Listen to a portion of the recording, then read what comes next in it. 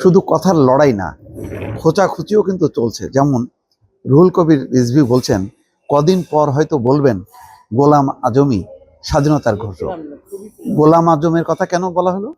বলা হলো যে এই কারণে গোলাম আজম মুক্তিযুদ্ধের স্বাধীনতার বিরোধী। তো সেই কারণে এই কথাটা বললেন। জামাতের আমিরকে উদ্দেশ্য করে বলছেন। সেটা বলার কারণ কি? জামাতের আমির চট্টগ্রামে যদি একবার স্বাধীনতা মুক্তিযুদ্ধের ঘোষক হিসেবে জিয়াউর রহমানের নামটা বলতেন, তাহলে কিন্তু সেটা হতো না। বরং তিনি মহিমান্বিত করলেন কর্নেল অলিকে, এমন বক্তব্য রাখলেন যে কর্নেল অলি স্বাধীনতার ঘোষক। তাহলে কি মুক্তিযুদ্ধের ইতিহাস পাল্টে যাবে? সেই ইঙ্গিতটাই কিন্তু রুহুল কবির রিজভী দিলেন। আশা করি এই বিতর্ক চলতে থাকবে।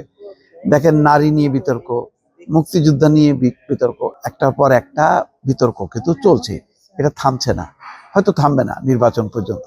নির্বাচনের পর হয়তো ভিন্ন দৃশ্য দেখা যাবে। দর্শক।